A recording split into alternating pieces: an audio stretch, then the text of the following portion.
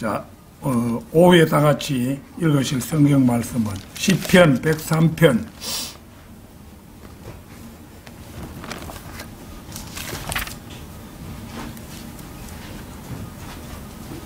1절에서 5절까지 말씀입니다.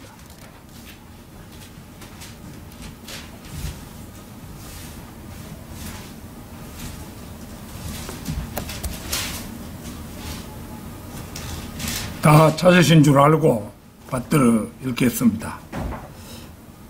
오 내 혼아 주를 송축하라. 내 안에 있는 모든 것들아 그의 거룩한 이름을 송축하라. 오 내 혼아 주를 송축하고 그의 모든 베푸심을 잊지 말라. 그는 네 모든 죄악을 용서하시며 네 모든 질병을 치유하시고 너의 생명을 파멸에도 구속하시며 자애와 온유한 자비들로 네게 관시우시고 좋은 것들로 네 입을 흡족게 하시니 네 젊음이 독수리의 젊음같이 새로워지는도다. 자, 송축 받으실 하나님의 선하심, 이런 제목으로 말씀을 드리겠습니다. 이 시편의 구절 수는 보면은 103편은 22절까지 되어 있는데, 이 구절 수가 히브리어 알파벳 글자 수와 똑같습니다. 그리고 송축이라는 말이 7번 등장합니다. 또한 이 시편은 오 내 혼아 주를 송축하라는 말로 시작해서 같은 말로 끝을 맺고 있습니다. 이 거룩한 시는 시편들 가운데서도 매우 뛰어난 시에 해당합니다. 문학적인 작품으로서도 뛰어날 뿐만 아니라 거룩하기 이를 데 없는 말씀으로 우리가 감사한 마음을 가지고 주목하여야 할 성시입니다. 하나님께서 주신 능력이긴 하지만 다윗은 이러한 성시들을 짓는데 탁월한 능력을 가지고 있었습니다. 그는 하늘나라의 모든 공기를 호흡했으며 또 하나님의 성전에서 늘 하나님의 보좌 앞에 서서 끊임없이 그분을 찬양하는 무리들과 영적 혈연 관계를 가지고 있었던 것처럼 보입니다.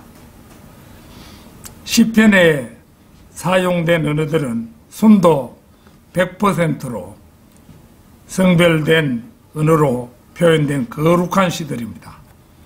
세상의 시인들이 쓰는 시에 대해 세상의 평론가들은 세상적인 미사 여구를 동원해서 찬양하곤 하지만 엄격히 말해 그것은 순도 100%로 이루어진 시들은 아닙니다. 세상의 시들은 너무 음란한 내용과 방탕한 언어들로 짜여 있는 경우가 허다하며 읽는 이의 마음을 혼란스럽게 하기 일쑤입니다. 또한 세상의 시들은 비록 그 시어들이 기교가 현란할지라도 내용은 맹탕인 경우가 많습니다. 저 자신도 40몇 년을 훨씬 넘게 시를 써왔습니다만 하나님을 믿는다 하면서도 시들을 이루고 있는 언어들을 살펴보면 2003년 이전의 시들은 어떤 것은 불교적이고 어떤 것은 도교적이며 심지어 어떤 것들은 여러 가지 경향의 언어들이 뒤섞여 있음이 눈에 들어왔습니다. 그래서 저 자신이 바이블 빌리버가 되고 나서부터는 철저히 그 언어들을 탈피하려 힘쓴 결과 영혼을 꿈꾸다 하고 꽃비에 관한 명상 뭐 이런 시집에 와서는 언어적 성별을 어느 정도는 이루어가고 있음을 확인해 볼 수가 있습니다. 지금부터 이 다윗의 거룩한 성시 속에 열거된 자비들과 하나님께 드린 감사들을 살펴봄으로써 우리의 교훈으로 삼고자 합니다. 송축받으실 하나님의 선하심, 첫째는 하나님의 베푸심입니다.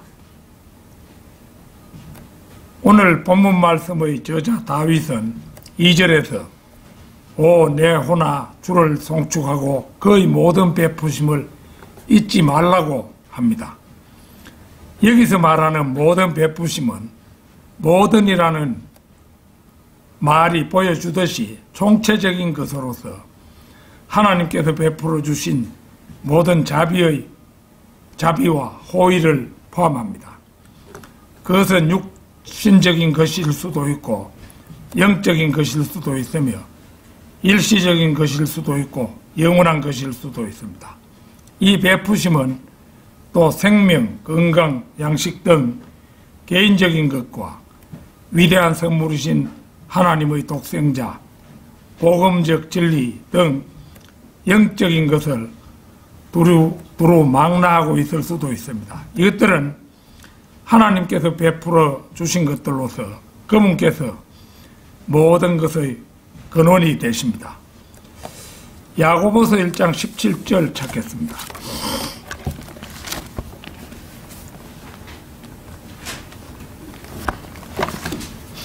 야고보서 1장 17절입니다. 모든 좋은 선물과 모든 온전한 선물이 위로부터 또 빛들의 아버지께로부터 내려오나니 그분께는 변화도 없고 회전하는 그림자도 없느니라. 여기서 말하는 모든 좋은 선물과 모든 온전한 선물은 영생만을 의미하는 것이 아니라 그 밖의 갖가지 선물들을 포괄적으로 의미하는데 영생과 성령은 온전한 선물에 해당하고 지혜나 갖가지 재능 같은 선물은 좋은 선물에 해당합니다. 야고보서 3장 17절 18절도 보겠습니다. 야고보서 3장 17절 18절 찾겠습니다.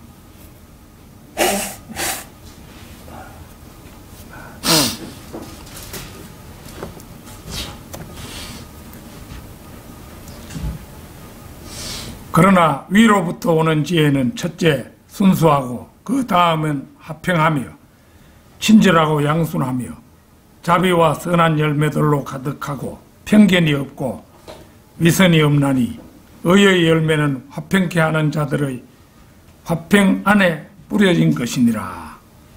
성도의 마음이 순수하면 옳은 일을 하게 되어 곧 거룩해집니다. 위로부터 오는 지혜는 첫째 순수하고 그 다음은 화평하며 라는 말씀은 바로 이것을 말합니다. 화평은 순수함에 앞서지 못합니다. 어떤 성도가 지혜롭다고 여겨질 때 보면 그 성도는 모든 일에서 다른 성도들과 항상 화평한 관계를 유지하고 온순하고 겸손하며 인정이 넘치고 어려운 일에 처한 형제들을 도우려고 애쓰고 자신의 고집을 세우지 않으며 마음이 정직하여 거짓이 없는 것을 보게 됩니다. 그리하여 저 형제의 지혜는 아닌 게 아니라 위로부터 왔구나 하는 믿음을 갖게 하는 것입니다. 모든 좋은 선물과 모든 온전한 선물이 위로부터 곧 빛들의 아버지께로부터 내려오나니 하나님의 베푸심은 모든이라는 낱말에 나타나 있듯이 한두 가지가 아닙니다. 하나님의 선하심에서 나온 행위들을 인간으로서는 셀 수가 없습니다. 그야말로 한이 없습니다. 바로 그래서 하나님의 베푸심으로 우리를 가득 채워주신다고 말하는 것입니다. 우리 주위를 둘러보면 언제나 그분의 베푸심이 흘러넘치고 아침 저녁으로 그 베푸심이 새로워지는 것입니다. 송축 받으실 하나님의 선하심. 둘째는 모든 죄악의 용서입니다. 오늘 본문 말씀 3절에서 그는 네 모든 죄악을 용서하시며, 우리의 죄악들은 한두 가지가 아니라 매우 많습니다. 그래서 모든이라는 말을 사용하여 모든 죄악이라고 한 것입니다. 구약시대의 죄악은 짐승을 번제로 드림으로 해서 용서받았습니다. 그러나 그것은 죄가 제거된 것이 아니라 가려졌을 뿐입니다. 시편 32편 1절 2절을 찾겠습니다. 시편 32편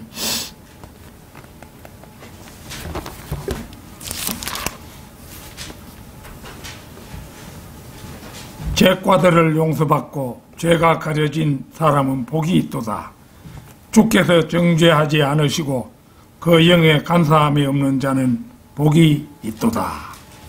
구약 성도들의 죄들과 죄과들은 보는 바와 같이 가려진 것이며 구속된 것이 아니었습니다.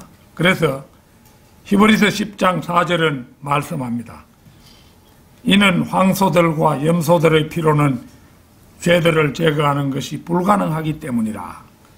즉 구약에서 들여진 동물들의 피는 죄들을 제거하는 것이 아니라 덮어두기만 할 뿐이고 형벌을 면제하기만 할 뿐이었습니다. 옛날에 개역성경 볼 때 보면은 덮어두었다는 의미로 도말한다 뭐 이런 용어를 썼습니다.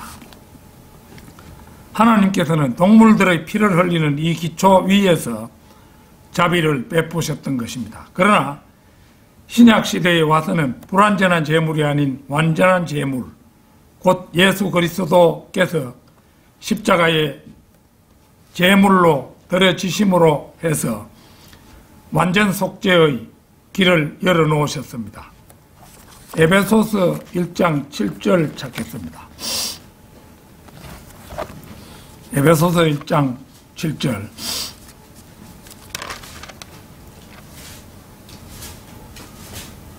그 사랑하시는 이 안에서 우리가 그의 은혜의 풍성함을 따라 그의 보혈을 통하여 구속 곧 죄들의 용서함을 받았느니라. 보는 것처럼 우리는 예수 그리스도의 보혈을 통하여 죄들의 용서함을 받았습니다. 이 복된 진리는 골로새서 1장 14절에도 잘 나와 있습니다. 골로새서 1장 14절입니다.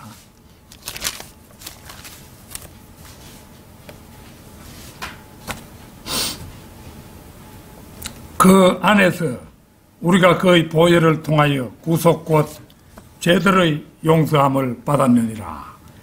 신약시대의 그 어떤 사람도 그의 보혈을 통하여라는 방법 외에는 누구도 구속될 수가 없습니다. 구속은 오직 그 보혈을 통해서 되는 것이며, 바로 그래서 하나님께서는 출애굽기 12장에서 이미 그 피를 보실 때 죄인을 지나치시는 모습을 죄들의 용서함을 받는 그림자로 보여주셨던 것입니다. 우리 성도들은 지난 죄는 우리가 구원받던 날 다 용서받았습니다. 그러나 우리는 구원받았음에도 불구하고 생활 속에서 죄를 짓습니다. 그 이유를 사도 바울은 로마서에서 소상히 밝히고 있습니다. 로마서 7장 17절 찾겠습니다. 로마서 7장 17절입니다.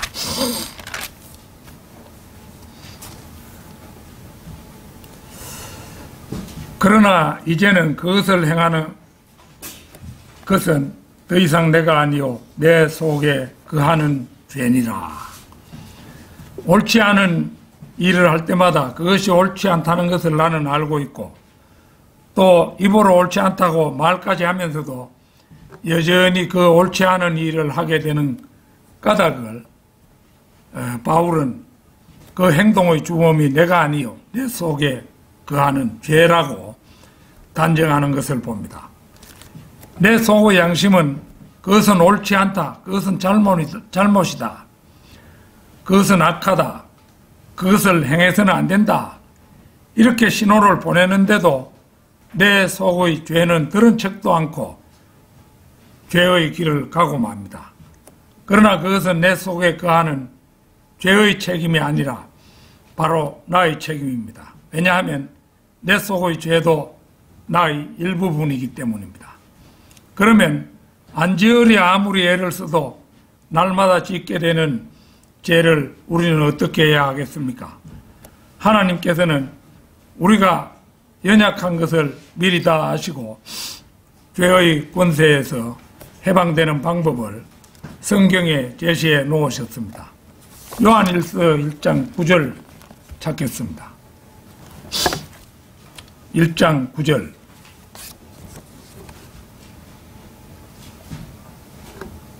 우리가 우리의 죄들을 자백하면 그는 신실하시고 의로우셔서 우리의 죄들을 용서하시며 모든 불의에서 우리를 깨끗하게 하시느니라. 이 말은 참으로 복된 말씀입니다. 제가 그 구원파에 있을 때 기억입니다만은 그때 그 구원파에 다니는 사람들은 그러니까 미래의 죄까지도 다 사했다. 그러니까 우리는 미래의 죄를 그날 다 속죄할 필요는 없다. 이래가지고 오히려 죄 짓는데 이제 용감해가지고 그때 권신참 목사가 설교 도중에 이제 그 점에 대해서 이제 안타깝게 물론 그분은 생각을 하고 그게 이제 구원파에 나가는 성도가 병문안 가고 이렇게 하다가 둘이가 그만 가까워져 가지고 살림을 차리고 산다는 그런 이제 그 일이 있었어요. 그거를 나쁘다고 했는데 근데 구원파의 사람들은 그 이제 미래의 죄까지도 다 사해졌다 이러니까 그 사람들은 죄를 별로 두려워하지 않았어요. 그래서 예사로 죄를 짓는 그런 습관에 젖어 있는 경우가 많았습니다. 송축 받으실 하나님의 선하심. 셋째는 질병의 치유입니다. 네 모든 질병을 치유하시고 본문 말씀 3절에 나와 있는데요. 질병에는 크게 두 가지로 양분됩니다. 육체적 질병과 영적 질병이 그것입니다. 먼저 육체적 질병입니다. 우리 인간은 죄로 말미암아 인간의 육체 안에 질병의 씨앗들이 뿌려졌습니다. 그래서 질병은 그 종류가 다양하고 고통스럽고 치명적인 경향이 있습니다. 하나님께서는 종종 이러한 질병들을 고쳐주십니다. 출애굽기 15장 26절 찾겠습니다. 출애굽기 15장 26절.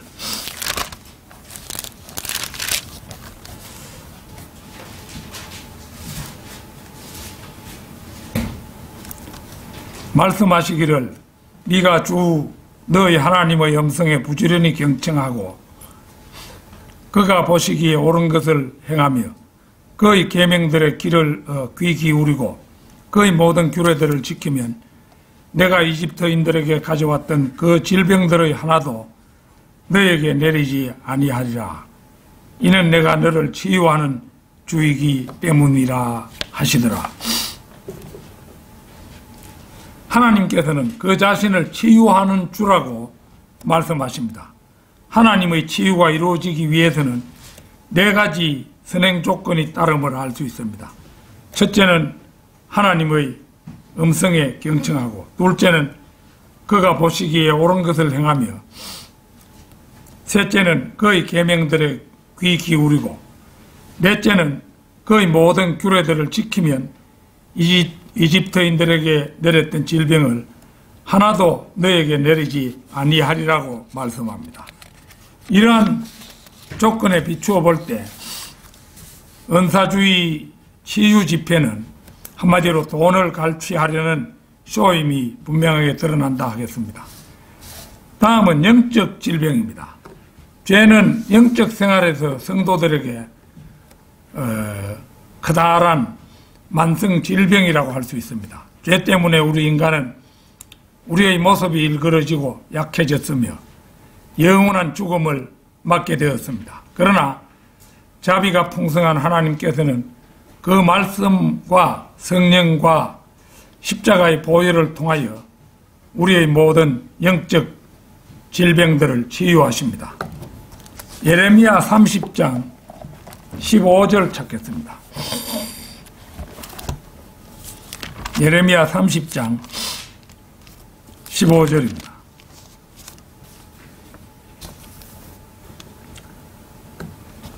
어찌하여 너는 네 고통으로 인하여 부러졌느냐? 네 슬픔은 네 죄악이 많음으로 인하여 치유될 수 없나니 이는 네 죄들이 증거하였기에 내가 이 일들을 네게 행하였음이라.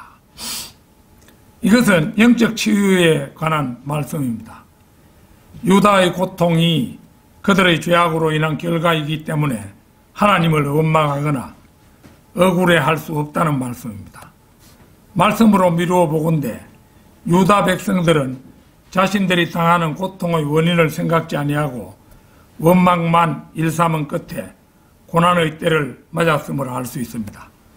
그들이 영적 상처를 치유받기 위해서는 먼저 자신들의 죄가 크고 수치스러운 것임을 알고 철저한 회개가 필요한데 정작 그들은 슬픔의 원인을 깨닫지도 못한 채 고통으로 인하여 부러지고만 있었던 것입니다.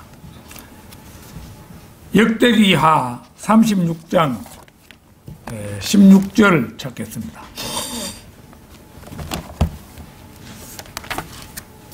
역대기하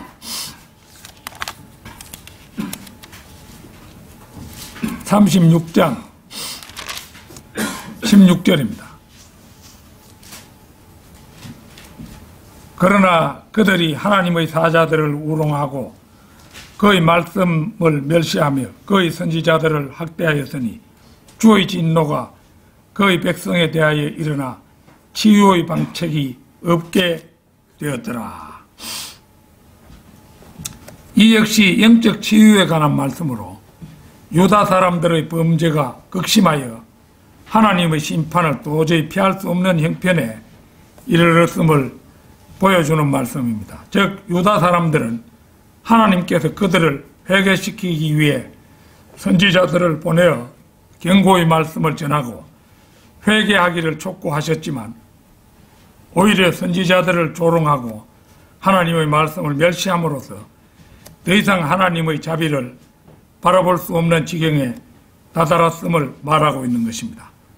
죄악이 넘치는 이 세상을 치유할 분은 예수 그리스도밖에 없습니다.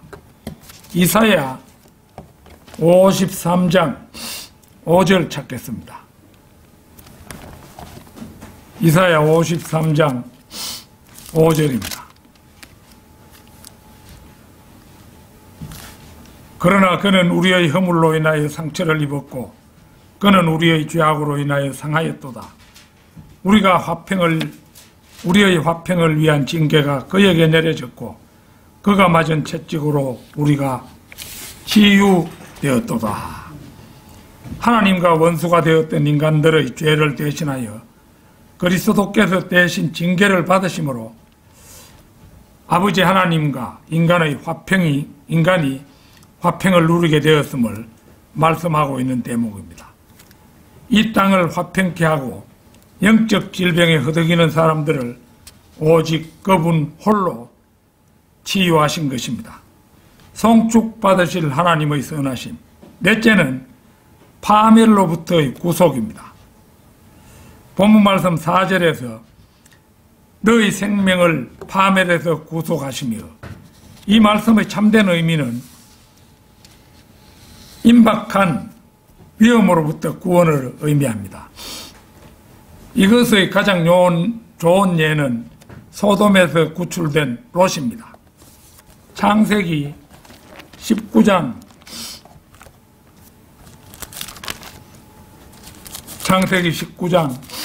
15절 16절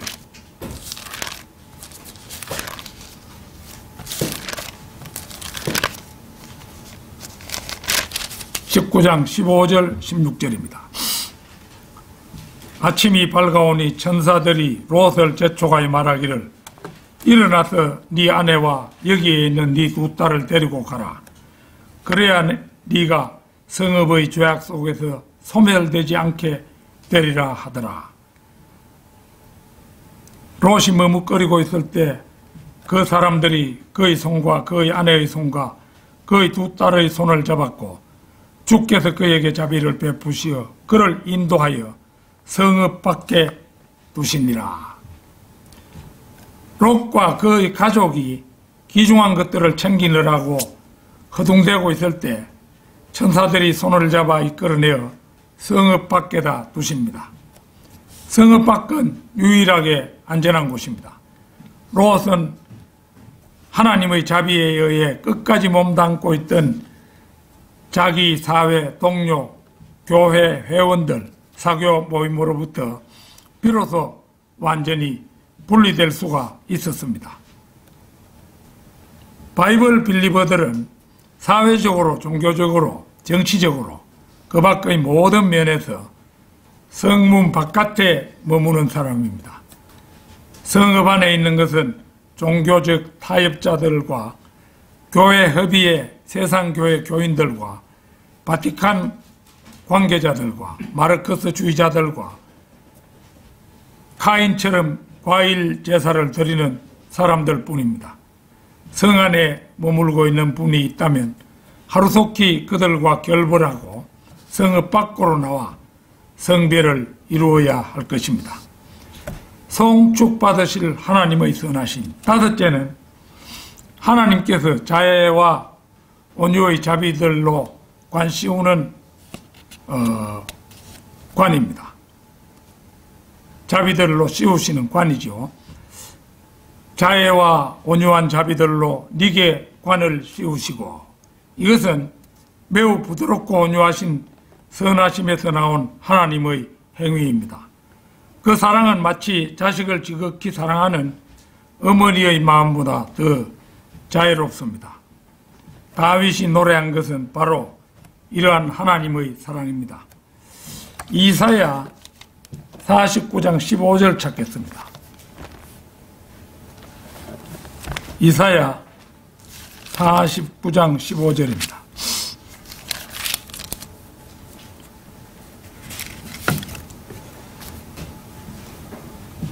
여인이 자기의 젖먹는 아이를 잊을 수 있겠으며 자기 태에서 난 아들에게 동정하지 않겠느냐. 정녕 그들은 잊을지라도 나는 너를 잊지 아니할 것이라. 자신의 백성에 대한 하나님의 사랑을 인간의 사랑 중 가장 강한 사랑인 모정에 비유하여 표현함으로써 결코 자신의 백성을 버리지 않을 것임을 강조하고 있는 말씀입니다. 인간은 아주 위급한 상황이나 망각의 상태에서는 자식을 잊거나 버릴 수도 있습니다.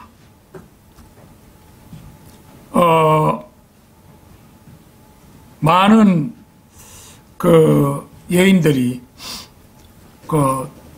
자기 자식을 버리고 자기의 어떤 육신적인 욕망이나 이런 것 때문에 자식들을 버리고 가버리는 그런 경우가 허다하지요. 그래가지고 자기 외할머니 아이들을 외할머니에게 맡겨놓는다든지, 제 경우는 우리 할머니한테 제가 맡겨졌습니다만은 세상의 여인들은 가장 인간의 그 사랑 중에서 가장 절실한 사랑을 발휘할 수 있는 엄마들조차도 자기 자식을 버릴 수가 있습니다. 사실 이스라엘 백성은 자신의 배고픔을 달래기 위해서 자기의 자식을 먹기도 했으며 신명기 28장 57절을 보면 자식을 잡아먹는 그런 것에 대한 말씀을 하고 있습니다. 이런 상황은 에레미야 애가 4장 10절에도 반복됨을 볼 수가 있습니다. 그뿐이 아닙니다. 시리아 왕 베나닷이 사마리아를 포위했을 때도 자식을 삶아먹는 참혹한 비극이 있었습니다. 이러한 일들은 동서고금을 통하여 전 세계에서 일어났었습니다. 인간의 사랑 중 가장 강하다는 부모의 사랑도 때에 따라 변할 수 있음을 보여주는 예화들입니다. 그러나 하나님께서는 절대로 그의 백성을 잊지 않을 것을 확언하심으로 자신의 백성에 대한 하나님의 사랑이 얼마나 확고하고 큰 것인가를 보여주는 말씀이 아닐 수 없습니다. 하나님의 사랑은 아비나 어미의 사랑을 능가합니다. 실로 하나님의 사랑은 백성들의 반역에도 불구하고 그들을 구원하시기 위해 자신의 아들을 내어주시기까지 베푸시는 완전한 사랑이었습니다. 요한복음 3장 16절이 그것을 잘 나타내고 있죠. 그 사랑 때문에 우리가 살고 있고 죄를 사함받으며 이 세상을 지난 후에는 그분의 영원한 사랑을 상속받는 소망이 주어졌으니 그 얼마나 놀라운 사랑입니까? 결론적으로 다윗은 단순히 하나님을 송축하는 데 그치지 않고 그분의 선하심을 생생하게 기억하려고 합니다. 바로 그래서 그는 이 거룩한 시의 앞과 뒤에 수미상관의 기교를 사용하고 있습니다. 수미상관, 앞과 맨 처음과 맨 마지막을 같은 말로 마무리 짓는 것을 수미상관이라 그렇게 말합니다. 오 내 혼아 주를 송축하고 그의 모든 베푸심을 잊지 말라고 그 한 것이 그것입니다. 그는 그것을 눈앞에 그려보며 아침에도 저녁에도 야간 경계 중에도 언제나 그것을 명상하곤 했습니다. 잊는다는 것은 큰 죄악이며 가장 배은망덕한 일입니다. 만약 이 세상에서 하나님의 베푸심을 중단시킬 수 있는 것이 있다면 있는 것이야말로 바로 그것이라고 할 것입니다. 인간은 망각의 존재라고 할 수 있죠. 우리나라 김소월이라는 유명한 시인이 있습니다. 못 잊어 생각이 나겠지요. 그런 대로 한 세상 지내시구려. 사노라면 들어는 이치오리다. 그러나 또 한껏 이렇지요. 알뜰히 살뜰히 못 잊는데 어쩌면 생각이 떠나지요. 사랑하는 경우에는 평생을 잊지 못하고 생각하는 경우도 있습니다만 대개는 세월이 약이라는 속담 그대로 우리는 잊기가 십상입니다. 아무쪼록 우리 바이블 빌리버들은 어떤 경우에도 우리 성도들을 돌보시는 하나님의 자비를 잊지 말아야 할 것입니다. 오늘 본문 말씀 5절입니다.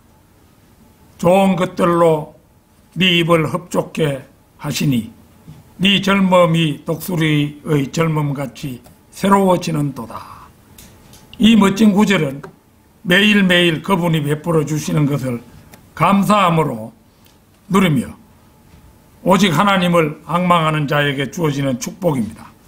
성도 여러분은 모두가 이 축복의 주인공이 되시기를 바람하지 않습니다. 다 같이 기도드리겠습니다.